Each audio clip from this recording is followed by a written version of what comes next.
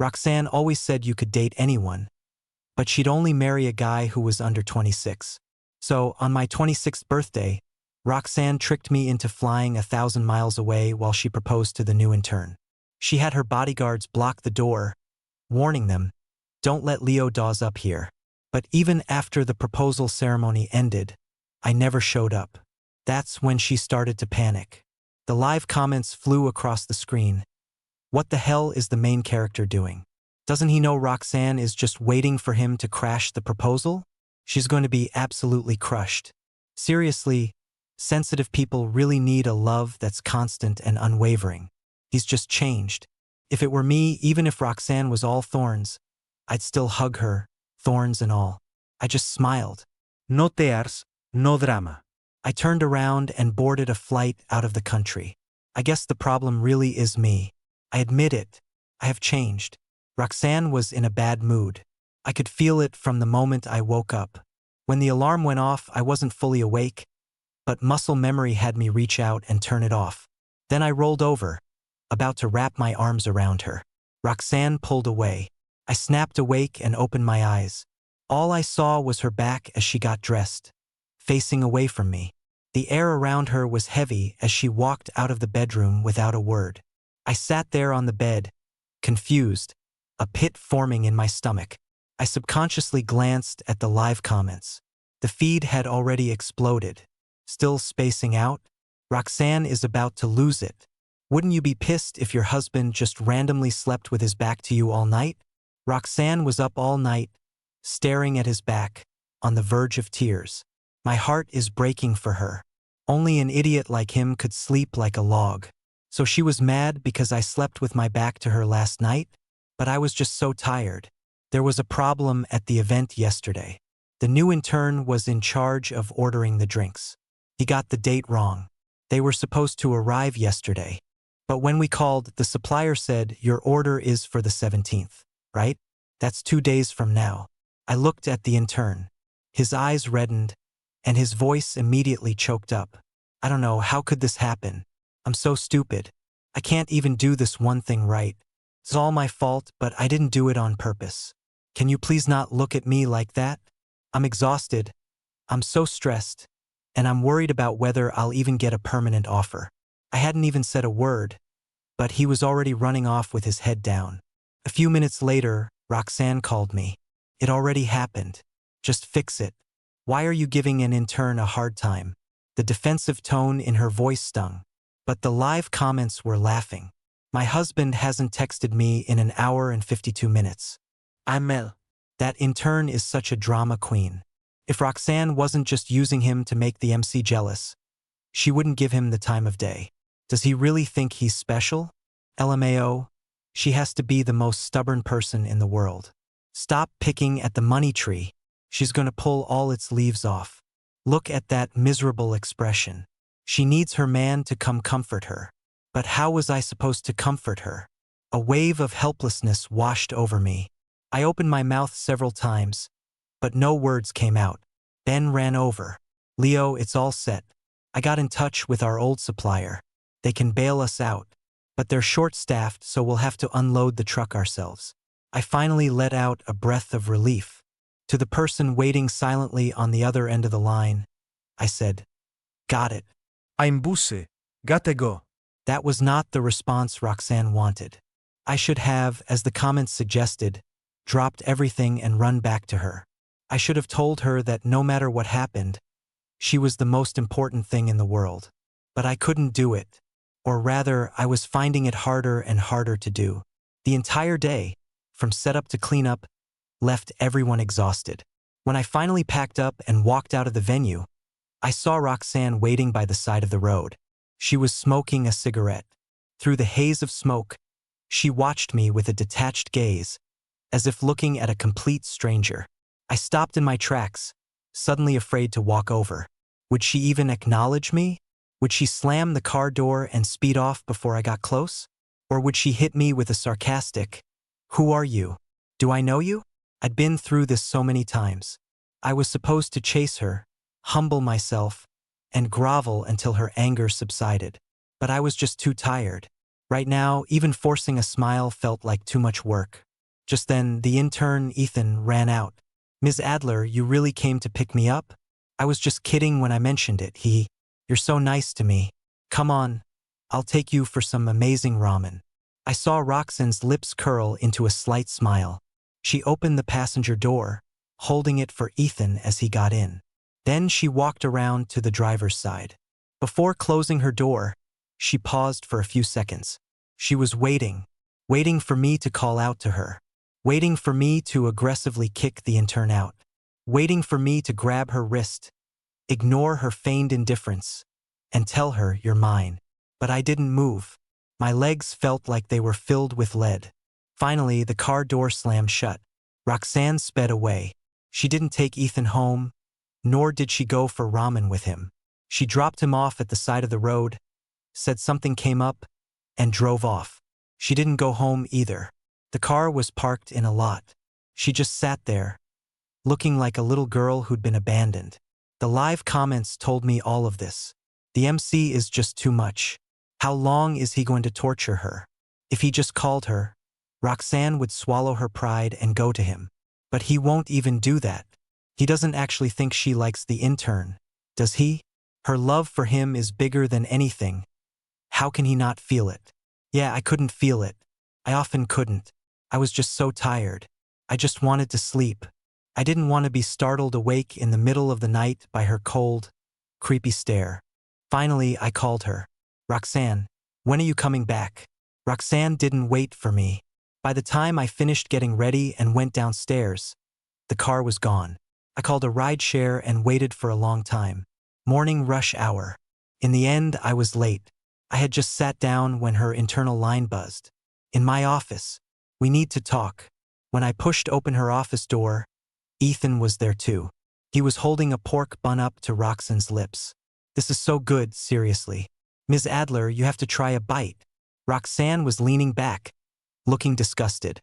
But when she saw me walk in, she froze, then took a dainty bite of the bun from Ethan's hand. I lowered my gaze, pretending not to see. "You wanted to see me?" The comments were still scrolling. "The MC isn't even stopping them? Did he forget that she never eats anything with a filling?" Roxanne is about to explode. Her fists are clenched. The corners of her eyes are red. If the intern weren't here, she'd probably be crying. This is so painful. I wish I could just jump into his body and give her a huge hug. Finally, Roxanne spoke. "For the upcoming architectural art exhibition, take someone off the list and add Ethan's name." What? I looked up, unable to believe what I was hearing. She met my gaze with a cold stare, her attitude telling me I hadn't misheard. Taking a deep breath, I asked, "Why?" Ethan spoke up timidly. "Leo, don't blame Ms. Adler. It was me. I really need this opportunity." "Shut up. I wasn't talking to you." My voice suddenly shot up into a roar. "Leo, I'm informing you, not negotiating with you. Just remove that guy, Ben. His performance is average anyway." Haha. Could her jealousy be any more obvious? Just because her husband was talking to Ben before he hung up on her yesterday? I can't. This is hilarious. I'm shipping this so hard. When will I ever find a love this sweet? Sweet? I licked my lips. The taste felt bitter. Ben was a good guy. He was hardworking and responsible, always the first to step up. His wife was pregnant and had to quit her job to stay home due to health issues. He told me that if he got the bonus from this project, he was going to set up the nursery. He said he couldn't give his child the best of everything, but he would damn well make sure he gave them the healthiest. I looked at Roxanne, then at Ethan standing behind her, feigning innocence with a hint of triumph. Finally, I gave in. "Take me off. Put him on instead. Don't you touch anyone else on the team." "Roxanne," I said, "don't you dare touch a single one of them." After saying my piece, I turned and walked out, leaving the office and the company behind. The comments said Roxanne went ballistic, smashed up her office, kicked Ethan out, hurt herself in the process. The MC is just heartless. Doesn't he know why Roxanne is so insecure? He was the one who led her out of the darkness. Why can't he keep holding her hand? If you can't give 100% of your love, Why did you ever get involved with her in the first place? I was 8 when I went to live with the Adlers. My father had remarried Roxanne's aunt. They traveled the world, so they left me at the family's old estate. Though I was technically a young master of the Adler family, I was treated no better than the staff. I followed the nannies and butlers, learning to be charming and helpful. If I did little things for them, they were nice to me. The first time I met Roxanne was at a family dinner. She came with her mother, looking like a precious little princess, with perfect manners and elegant conversation. But just because she didn't eat a piece of meat her mother put on her plate, her mother dragged her into an empty corner and bit down hard on her arm. So you look down on me too, is that it?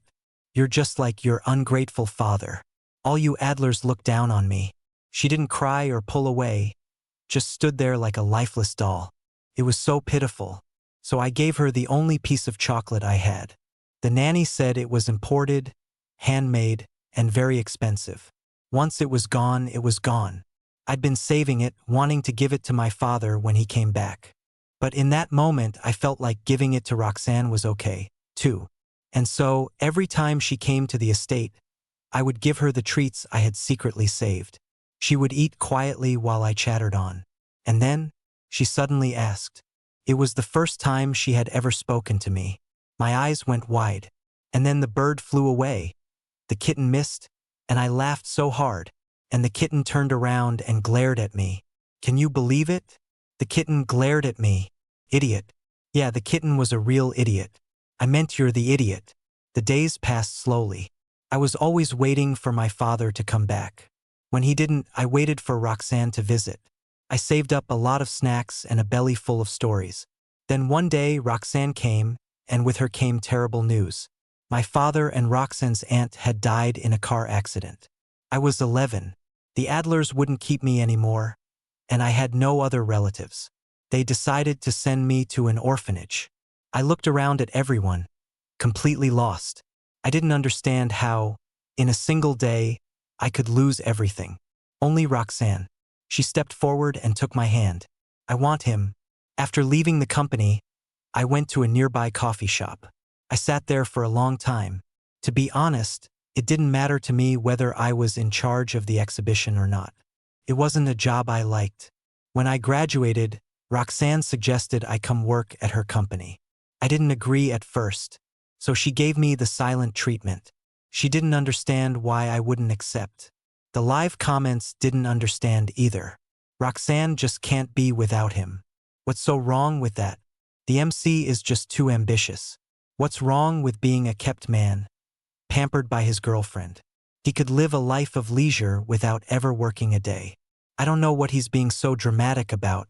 I wasn't being dramatic about anything. Roxanne was like a phantom cloud. She was unpredictable, and I could never truly reach her. I was always making her unhappy. When she was unhappy, she would delete my fingerprint from the door lock, change the password, and lock me out of the house. And I was so broke I didn't even have money for a place to stay. I wanted a job. At least if Roxanne threw me out, I wouldn't starve, die of thirst, or be homeless on the street. But I couldn't find one. For 3 months, I sent out countless resumes, but not a single company called me for an interview. My bank account was dangerously low. Finally, I went to Roxanne. Can I come work at your company? Roxanne looked down at me, a slight smile playing on her lips. I pushed my luck and asked to be in the software development department. Roxanne refused to even consider it and stuck me in the marketing department. I was in a department I wasn't good at, doing a job I wasn't good at. I figured maybe this is just what work is. You do your job, you get your paycheck. You shouldn't think too much and you don't need to. But I was never satisfied. I didn't want it to be just this. It took me a year to go from hesitation to determination. I was sure of it. I had to continue my studies. Now I have my acceptance letter. I have to go. I was always going to leave. After all these years, I knew one thing for sure. My place was not by Roxanne's side. Roxanne's call came in the afternoon. Her voice was calm, devoid of any emotion. Today's your birthday. I booked you a flight. Haven't you always wanted to see the ocean? You go on ahead. I'll join you when I'm done with work. I thought this might be my chance. After my birthday, I would tell Roxanne everything. She wouldn't want me to go, but she definitely wouldn't stop me. All I had to do was not look back. And so, I got on the plane and flew 1,000 miles away. I waited for Roxanne for 4 hours. I called her 3 times. None of them went through. On the 5th call, Roxanne's assistant answered. "Mr. Dawes? Is Ms. Adler there? She's preparing a proposal scene. She's going to propose to Ethan." The moment I heard those words, my ears started ringing. I was stunned for a long time.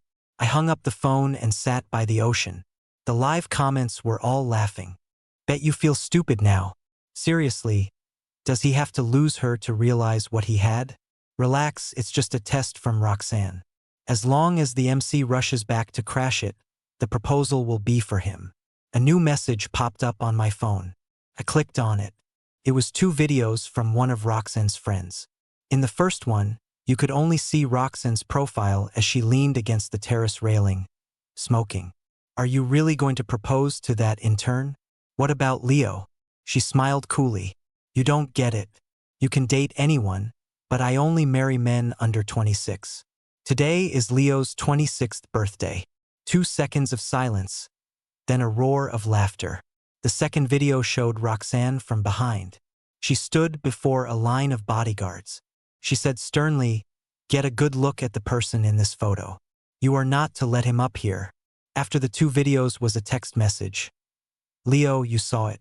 I'd advise you not to come back, or you'll just be embarrassing yourself." I didn't need the live comments to know that Roxanne was behind all of this. It was her usual tactic. A slap in the face, followed by a piece of candy. Push me to the brink, then let me fight my way back to prove my love for her. I had proven it so many times, but it never seemed to be enough. I remember my teacher telling us before the SATs that we had to learn to give up. Give up on the problems you can't solve no matter how hard you think. Allocate your energy to the questions you have a better chance with. Use your wisdom to trade for points. The SATs aren't about getting every question right, but about winning as many points as you can within the rules. I used to understand that. Then I forgot. Now, I thought it's probably not too late to pick that strategy up again. It took me 2.5 hours to get back to New York City from 1,000 miles away. It took another 45 minutes to get from the airport to the place I shared with Roxanne. I packed the essentials, grabbed my documents, and couldn't even fill a single suitcase. Before I left, I deleted my fingerprint from the door lock. It was a childish little act of revenge. I stood at the door and chuckled foolishly for a moment. Finally, I turned and left. An hour and a half later, I was at the airport. What the hell is the main character doing? Doesn't he know Roxanne is just waiting for him to crash the proposal? 30 minutes left. If he doesn't get there, she's gonna have to go through with it. What do you mean, go through with it? Can't you see she's already falling apart? Seriously, sensitive people really need a love that's constant and unwavering. He's just changed. If it were me, even if Roxanne was all thorns, I'd still hug her, thorns and all. I lowered my gaze, then raised my head again. These comments were just like Roxanne. They had clipped my wings and shackled my feet. They told me Roxanne loved me. When I was 14, Roxanne left me stranded on the side of the road.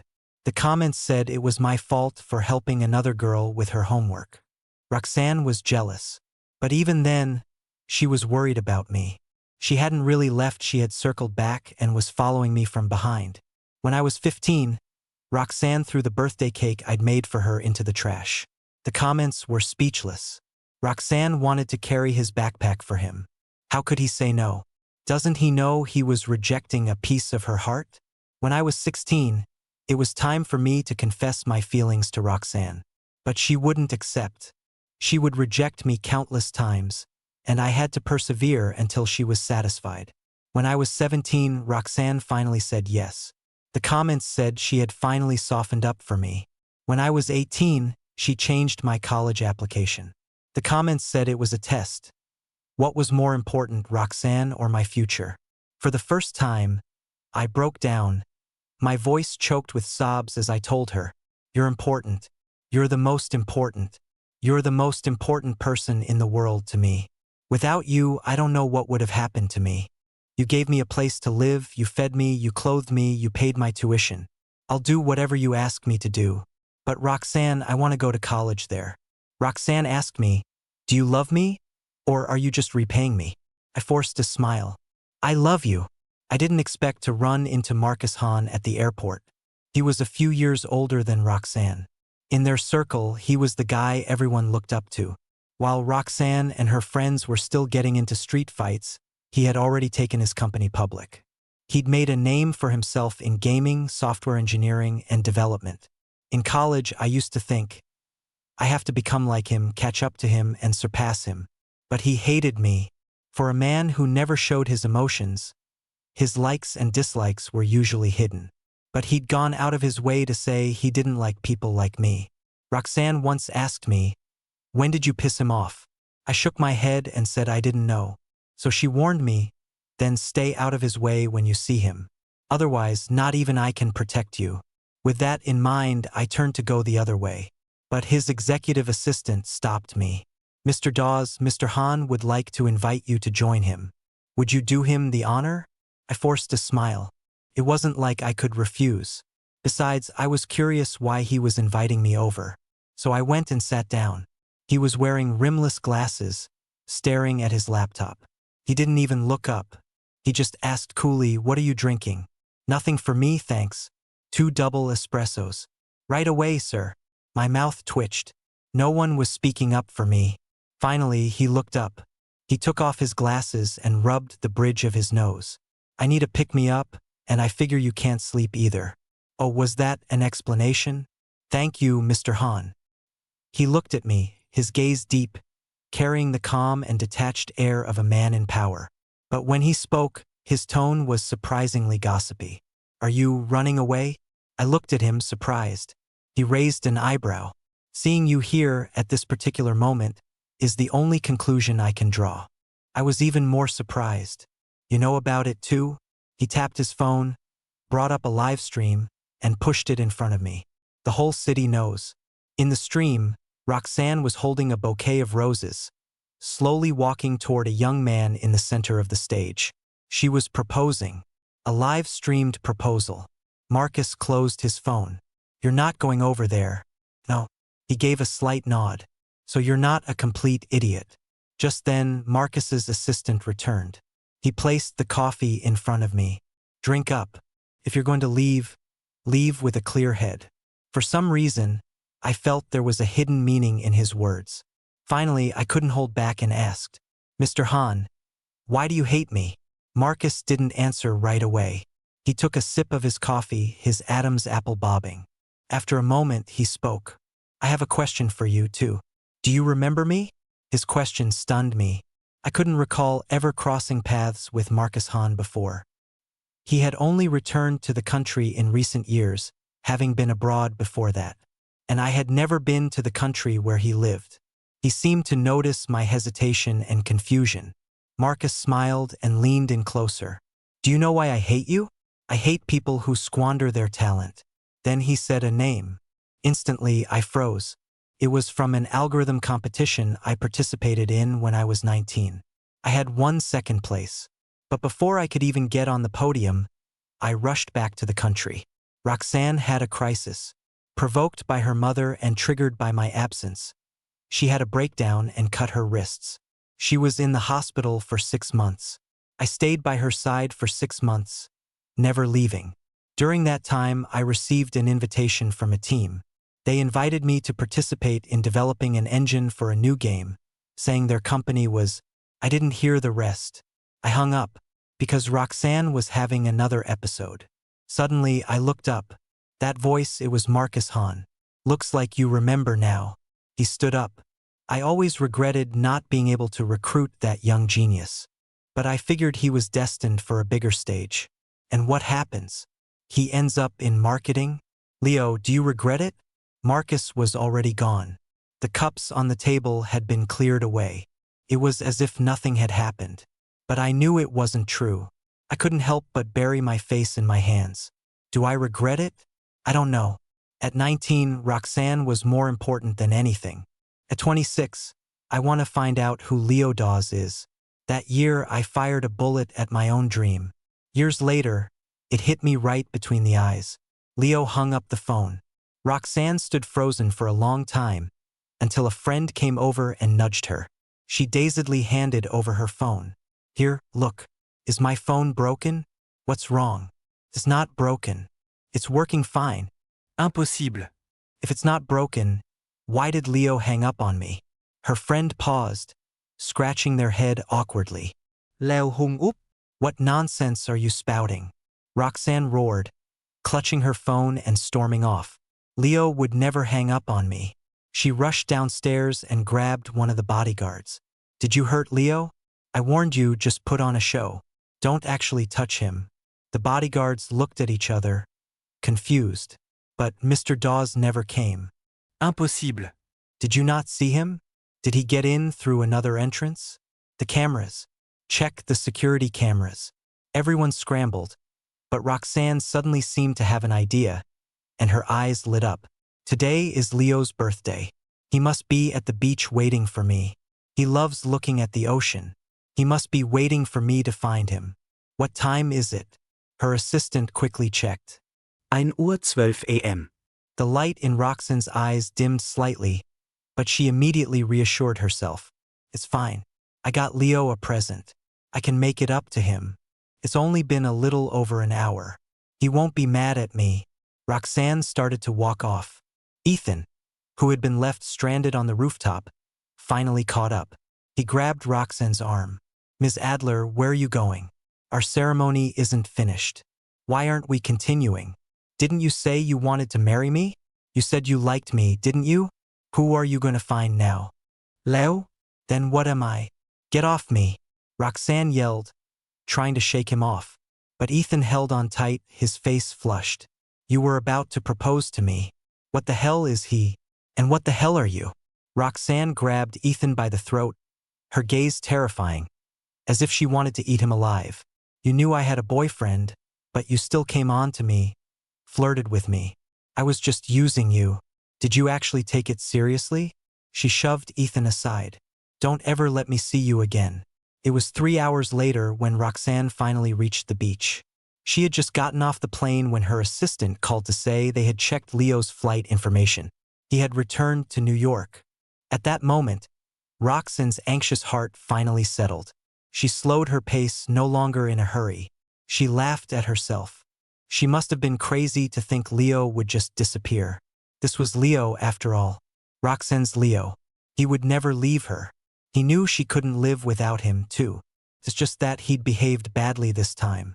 Of course, she had gone a bit too far herself. She thought, as long as Leo comes and apologizes, I'll forgive him. I won't set up any more hurdles. Roxanne walked slowly toward the shore. The night sea was as black as ink, full of mystery. She suddenly wanted to know how long Leo had waited here and what he had done. In the distance, a small shop decorated with string lights was still open, selling coffee, desserts, and little trinkets. The owner was propping his head up, drowsing. Roxanne tapped on the counter. Huh? What can I get for you? Can I see your security footage? Did you lose something? Yeah. My boyfriend. The kind-hearted owner quickly pulled up the footage. Soon, Roxanne found Leo. He was dressed in simple pants and a t-shirt, his hair casually tousled, his figure tall and lean. He stood by the shore for a while, then found a place to sit down. He would look out at the ocean, then at his phone, but mostly he was just spacing out. Time ticked by. Every 40 minutes, he would make a call. Roxanne's hand, hanging by her side, twitched. All those calls were to her. She had been smoking, listening to her phone ring, and hadn't answered a single one. It had been a thrilling feeling. She loved seeing Leo anxious, helpless, even in pain because of her. Leo's pain was the only way she could feel his love. But now, watching Leo's calmness on the monitor, Roxanne suddenly felt a sense of disconnect. There was no hysteria, no agony. It was as if he were just completing a task. Roxanne fast-forwarded the video. The things her friends had sent to Leo, it had all been her idea. She wanted Leo to be anxious, to be regretful. But what did she get? Nothing. just the same dead calm stillness. In an instant, it was as if an invisible hand was squeezing Roxanne's throat. She couldn't figure out what was making her panic. It was suffocating. Like a massive storm was about to hit, the dark clouds pressing down, making it hard to breathe. In that moment, Roxanne had only one thought. She had to see Leo. But Leo was gone. Flight records showed that Leo had returned to New York City. But he wasn't at home and he wasn't at the office. Where else could he have gone? Roxanne sat in the living room from midnight until dawn. Her assistant, wiping away sweat, shook his head. "Ms. Adler, I'll keep sending people to look." Roxanne's face was dark as she threw the glass in her hand against the wall. "Stop looking. Let him go. If he dares to run away from home, he better be prepared for the consequences." This time, Leo had truly made her angry. She wanted to see where else in this city Leo could possibly go besides her side. "It's my 13th day in my new country. I left in such a hurry, with the dramatic air of someone abandoning everything to start anew. But I knew that all this decisiveness was just a way to break through my own psychological fear. I am terrified of leaving. Moving from one place to another has always been painful for me. As a child, my living situation was unstable. No matter where I went, it felt like I was living on someone else's charity. I would carve out a small space for myself. All my things were piled up there, my sense of security was there. After Roxanne took me in, I did the same thing. She was disgusted. "Why can't you hang your clothes up properly? You've turned a perfectly good room into a dog kennel." She forced me to change. I was obedient. I changed everything, at least on the surface. But in reality, after all these years, the only thing that truly belonged to me could fit into one small suitcase. To be able to pick up that suitcase and leave, that was both the contingency I had always prepared for and the thing I had always dreaded. This time, I didn't give myself much time to think. I pushed myself to this point, and it turned out not to be so bad. Finding an apartment, getting familiar with the area, buying things. Once you start doing them, none of these things are that hard. And then, on the 8th day, I suddenly realized I couldn't see the live comments anymore. That day, my birthday, I didn't crash the proposal. Instead, I chose to leave the country. The comments started cursing me. They demanded to know why I couldn't be nicer to Roxanne. She was so tragic, so pitiful. She had finally given her heart to someone. So why couldn't I hold it carefully? Why did I have to hurt her and make her sad? The comments grew denser, more numerous. They urged me to go back, to find Roxanne, to apologize, to save her, to love her. They crashed over me like a tidal wave, almost drowning me. I buried myself under the covers, shut my eyes, and plugged my ears. I forced myself to ignore them, to blur everything in front of me. I was busy. I had a lot to do. Finding a place wasn't easy. People will always try to rip off a newcomer. They take advantage of you because you don't know the market, because you don't know your way around. They inflate prices and pass off junk as quality. I looked at many places, made a lot of comparisons, and finally made a decision. Those first few days, I was so exhausted I could fall asleep the moment I lay down. Before drifting off, I'd think to myself that something felt missing. It wasn't until the next morning, as I sat up in bed, that I suddenly realized there were fewer comments. Just a few sparse ones shouting, "Roxanne is starting to have sleepless nights. What the hell does he want? Is he trying to drive her to her death? He's going to regret this. He'll pay for what he's done." I looked away and got up to wash my face. A rented room isn't a home. But when the landlord handed me the keys, my eyes suddenly welled up. I wanted to buy a throw blanket for the sofa and a pillow so I could curl up and read. The desk needed a lamp, and maybe I could fit a small vase there.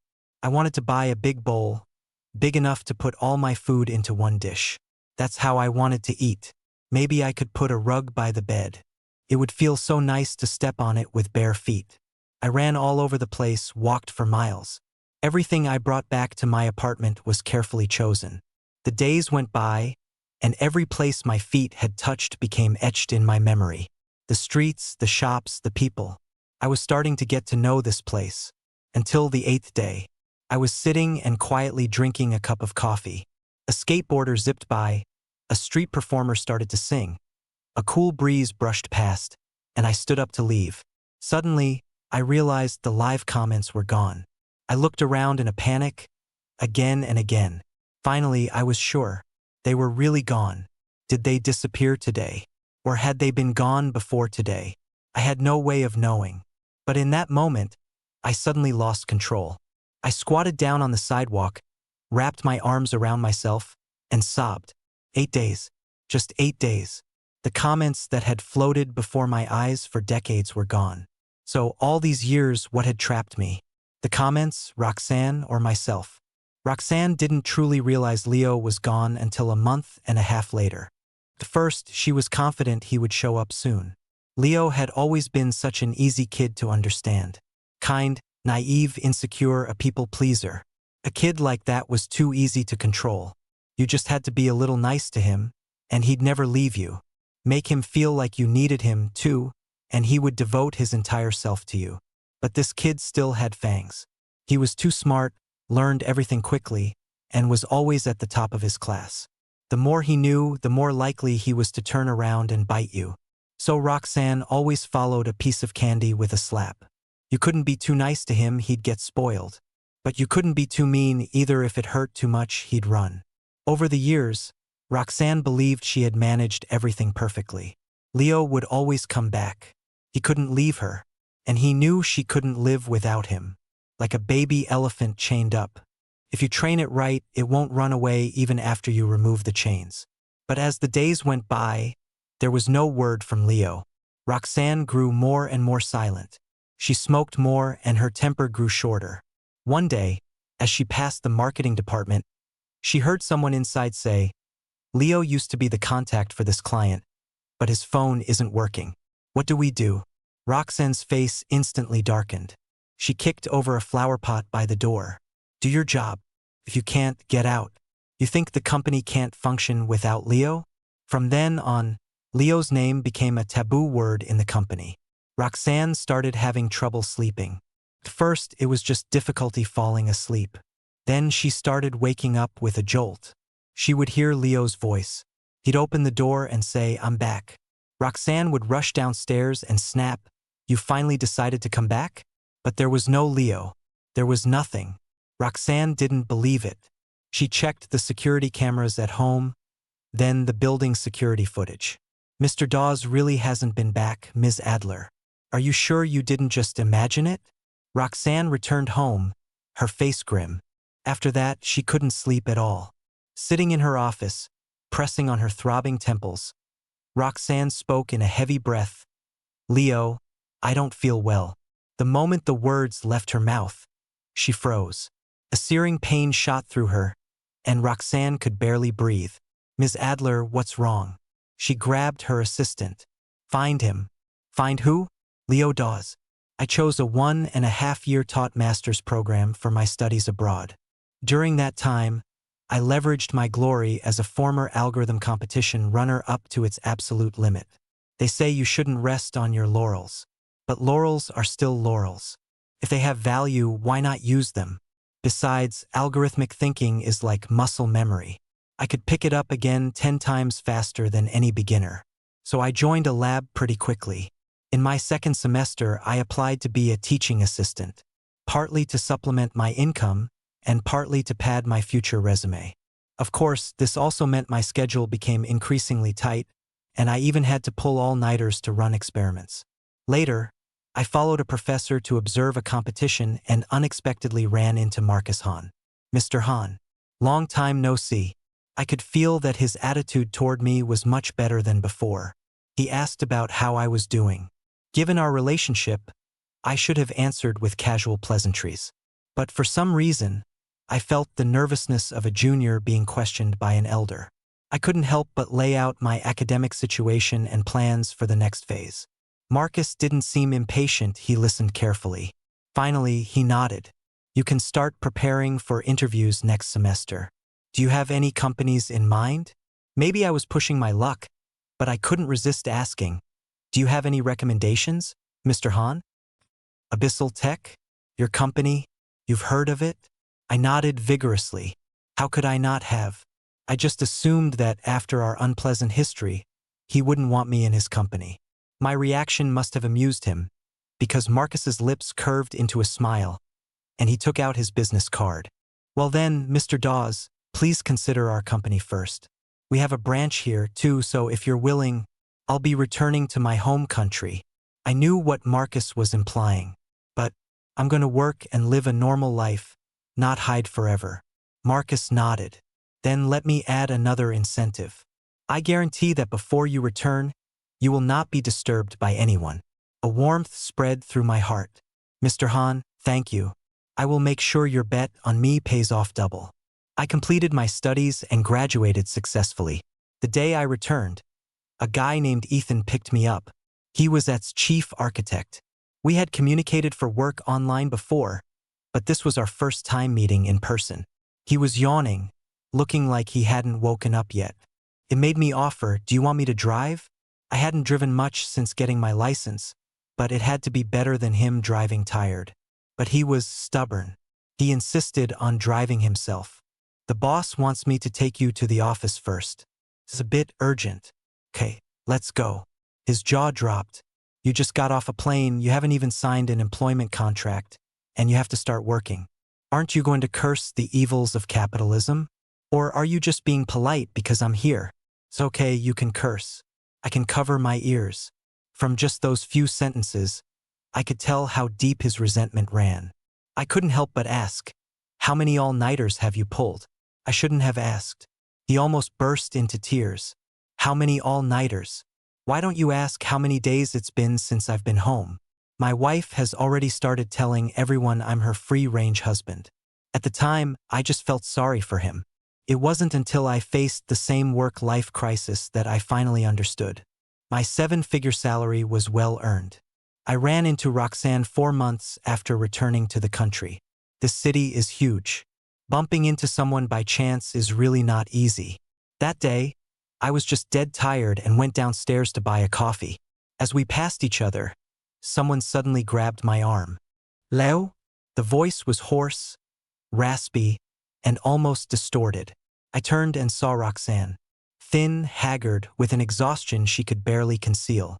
But my gaze was calm, and my heart was just as peaceful. I could even manage a smile and a nod. Long time no see. Then I gently pulled my arm away. Goodbye. I didn't think much of the chance encounter. But as I was getting ready to leave work, Marcus Han knocked on my desk. Roxanne is downstairs. I looked up, startled. Sorry, I'll go talk to her. But Marcus stopped me. I'm telling you this so you know you can take the private elevator if you don't want to see her. I thought for a moment. It's okay. I have to see her eventually. Leo, Roxanne has been looking for you like crazy this past year and a half. Marcus's words stunned me. I remembered, when I first left the country, I was terrified that Roxanne would suddenly appear in front of me. I would often wake up with a start, constantly feeling like someone was behind me. It wasn't until Marcus gave me his promise that I finally relaxed. Slowly, I started to think I had been overthinking things, making myself out to be more important than I was. Roxanne and I just had a bad breakup. We would go our separate ways, and if we met again, we'd just be acquaintances who gnawed at each other. Until now, hearing Marcus say this. From the very beginning, he nodded. I was the one who hid your flight information. Otherwise, Roxanne probably would have found me long ago. Over the past year and a half, she's done a lot of crazy things. She got a college student named Ethan expelled. She had her mother committed to a psychiatric hospital. She was jointly removed from the board of directors for physically assaulting people on several occasions. Now she's just drowning herself in hedonism, living day to day. But the one thing she hasn't given up on is finding you. I checked the security footage.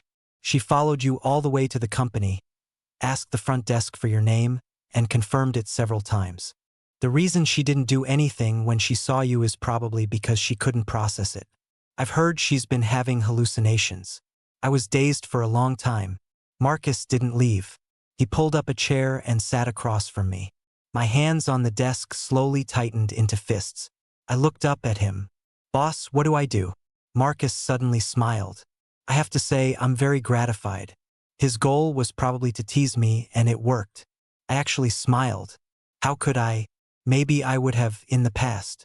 But I've grown up, haven't I? He stood up. Come on, I'll take you home. Roxanne waited for me for 3 days. That was the limit of her patience. On the afternoon of the third day, she tried to force her way in. Marcus told me not to worry about anything and just focus on creating value for him. He chose to call the police.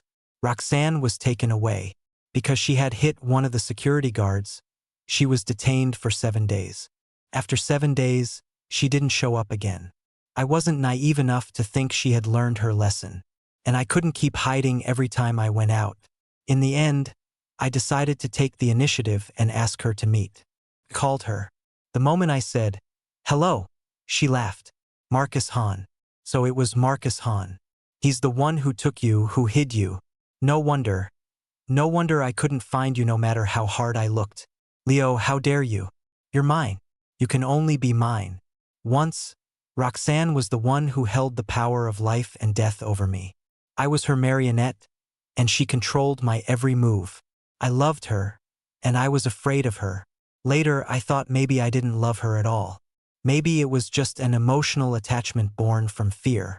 Then later, I thought that admitting I did love her once wasn't such a big deal. Now, hearing her words, I couldn't help but hiss. A bit cringe. Okay, let's meet. Come to the office tomorrow at noon. Someone will bring you to me. Without waiting for her to continue, I hung up. My home turf, surrounded by a bunch of overworked, resentful corporate drones. Call me a coward, I don't care. I refused to believe she could do anything to me here. The next day at noon, Roxanne arrived while I was eating my lunch. She stared at me, her gaze fierce. I was completely unaffected. Have a seat in there. Give me 5 minutes. I shoveled rice into my mouth while keeping an eye on a running program. By the time I finished the last bite, the program had finished running. I got up and went into the conference room. The moment the door closed, Roxanne suddenly moved toward me. Don't make a scene. I pointed the object in my hand at her. A little gadget the RD kids made. It's not lethal, but it can knock you out instantly. Roxanne froze. I could see her chest heaving, her jaw clenched, her fists tight. She looked at me as if I were her father's killer. She probably had a lot to say, but I didn't have much, so I spoke first. All right, name your price. What will it take for you to stop harassing me? Impossible. Even her words were laced with venom. You owe me, Leo. Why do you get to decide when it's over? I pressed my lips together and clicked my tongue. My dad died in a car accident. Back then, a human life was worth about $50,000 to $80,000. That money should be with you. It should be more than enough to cover my living expenses at your family's house all those years. Roxanne was stunned. She probably never expected me to say something like that. You're talking to me about money? Leo, do you think what you owe me is just money? If it weren't for me back then, what do you think would have happened to you? You know, don't you? That much was true. The ones who suggested sending me to an orphanage were the most merciful. Some of the direct and collateral Adler relatives had already started sizing me up openly. His dad was a handsome guy. The kid's already so good-looking at this age. In a couple of years, he'll be something else. It'd be a waste to send him away. Better to just keep raising him. Those words were my nightmare. So when Roxanne appeared back then, she became my savior. But I was with you for 14 years. I was your emotional punching bag, your stress toy, and your bedmate. That should be enough to repay a life debt, don't you think? Leo, do you have any idea what you're saying? Are years of love and affection in your mouth just become emotional punching bag, stress toy, and bedmate? That one was hard to answer. When I talk about our relationship, you talk about repaying a debt. When I talk about repaying a debt, you talk about our relationship. Roxanne, that's called being unreasonable, you get it? She paused, then suddenly lowered her head and began to laugh, her body trembling. When she looked up again, her eyes were red. Leo, say my name again. She's lost her mind. My face hardened as I looked at Roxanne. Her eyes held a suppressed pain and a suppressed madness. It was clear we weren't going to reach any conclusion. I prepared to leave. A flash of panic crossed her face, and she tried to step forward again. And again, she was forced back by the object in my hand. Finally, she took a deep breath. Leo, I was wrong. I was wrong before. I'll change everything. Just come back and we can start over. Leo, just take pity on me. Roxanne trembled as she pulled up her sleeves, revealing the scars on her wrists. I'll die. Without you, I'll die. I stared at the marks for a long time. I saw a flash of wild joy in Roxanne's eyes, thinking she had moved me. But I just said flatly, too light. What? Your cuts were too light. They won't leave scars. All emotion froze on Roxanne's face. My expression remained impassive. At the same time, I pulled up my own sleeve. You have to cut with this much force for it to be called slitting your wrists. In an instant, Roxanne stopped breathing. She trembled, wanting to reach out her hand, but then snatched it back as if she'd been electrocuted. Why? Of all the things she had said today, those 2 words were the most sincere I'd heard. But I found it funny. People really can lie so much they start to believe their own lies. You don't know why? Are you saying you don't know when I cut my wrists? Or is there a single scar here whose story you don't know? You know all of it. In fact, my willingness to slit my wrists rather than leave you was the proof that I loved you, right? Maybe neither Roxanne nor I were completely normal people. There was a time when I thought the life or death agony between us was the norm. You only know love through pain. The deeper the pain, the deeper the love. But it wasn't until I saw a bigger world and met more people that I suddenly realized that's not how it is.